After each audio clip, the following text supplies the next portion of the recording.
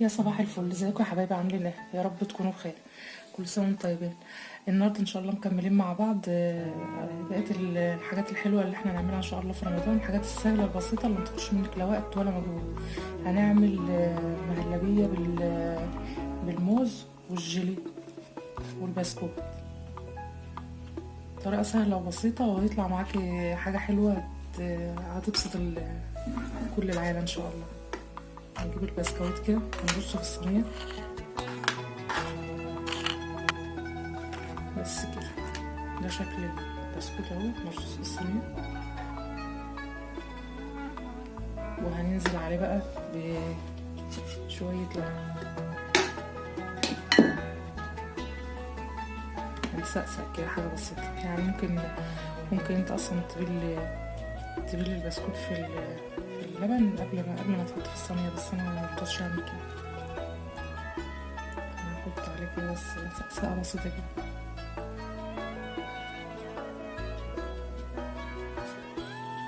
ماشي، دي اول حاجه. تاني حاجه بقى هننزل عليه بالمهلبيه. طبعا كلنا عارفين المهلبيه بتتعمل ازاي. كوبايتين لبن مع 3 معالق سكر مع 3 معالق نشا. هننزل عليها المهلبيه كده.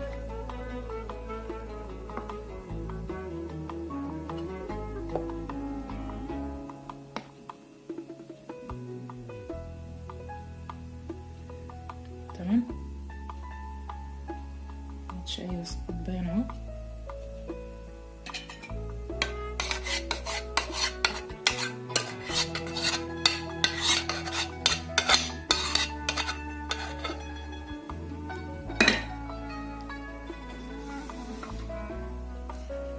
نظبط شكلها كده، نظبط الصينيه.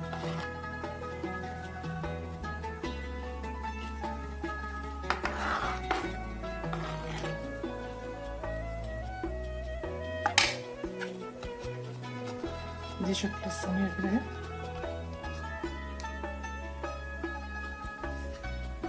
دي شكل الصينيه. الطبقه الاولانيه بسكوت، والطبقه التانيه المهلبيه اللي احنا عاملينها. تالت طبقه بقى تبقى الموز. نقطع 3 صوابع موز زي ما انتم شايفينهم كده، ونعمل عليهم عصره ليمون عشان ما يسودش.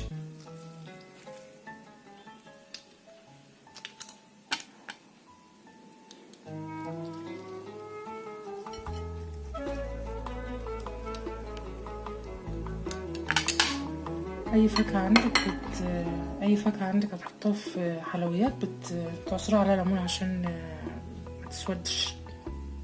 وبنرص بقى الموز كده على المهلبيه.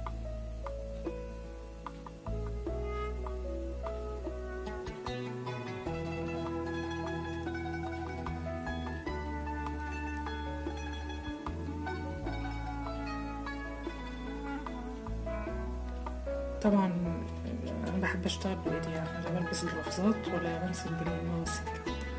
اي حاجه بعملها بعملها بايدي كده.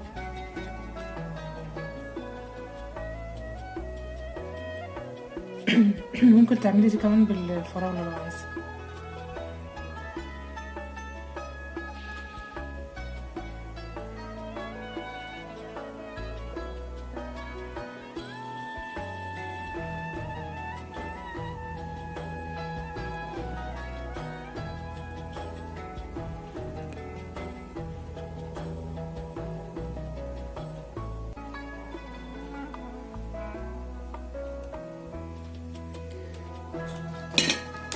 بس كده، دي شكلها اهي بعد ما حطينا البسكويت اول طبقه، والمهلبيه تاني طبقه، والموز تالت طبقه.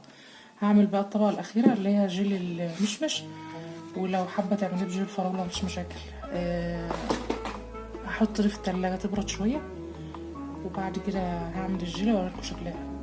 استنوا، هعمل الجيلي معاكم اهو. حط 2 باكت جيلي.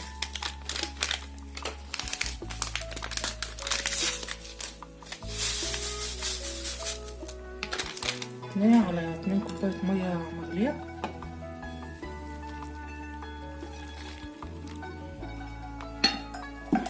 كوبايتين ميه بارده.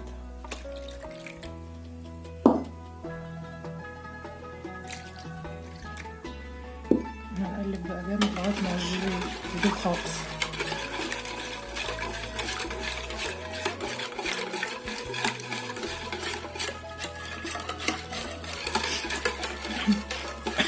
معلش بقى يا جماعه عندي برد،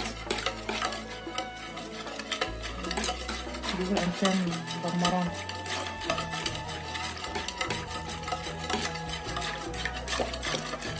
اول ما الجيلي كله يدوب كده اهو هنقوم مفضيينه بقى على الصينيه على الوش كده، ندخلها التلاجة ساعتين.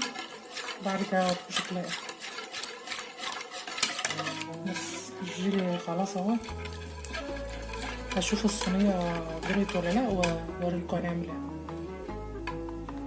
هنحط بقى الجيلي على طبقه المهلبيه بالراحه خالص يعني كده عشان المهلبيه متخرمش، سقسقه كده بسيطه بالراحه خالص، عشان لو حطيت الجيلي بالقوي مره واحده هتقوم المهلبيه مخرمه ويبقى اللي انت عملت شكله مش حلو.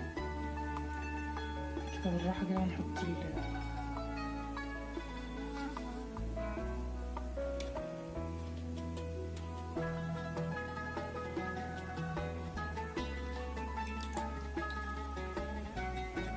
طبعا احنا اتكلمنا عن الموز وقلتلكوا فوائد الموز في السحور. لو في الامكان كل يوم 7:30 في السحور ان شاء الله مش هتحسوا باي عطش في طول اليوم اللي بعده، ومش هتحسوا باي تعب، لان الموز من الحاجات المستحبه في السحور.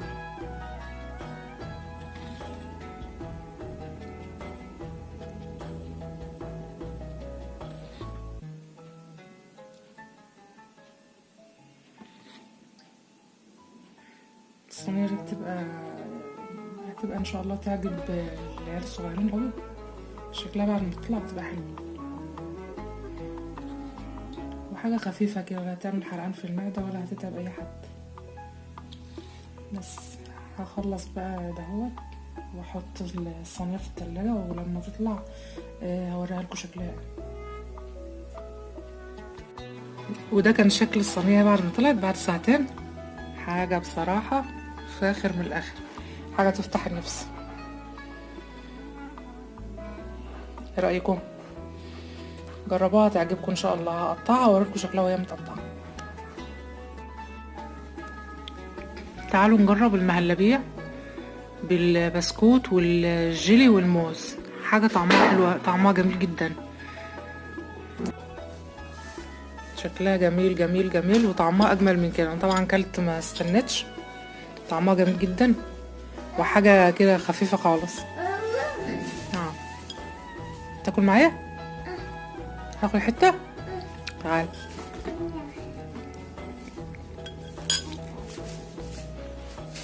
اتمنى كلكم تجربوها، خفيفه جدا، مفيش لا زيوت ولا سمنه ولا اي حاجه، هتبقى حلوه قوي في رمضان. ده كان فيديو بسيط كده عن الحلويات اللي هنعملها في رمضان، استنونا في فيديو جديد ان شاء الله. السلام عليكم.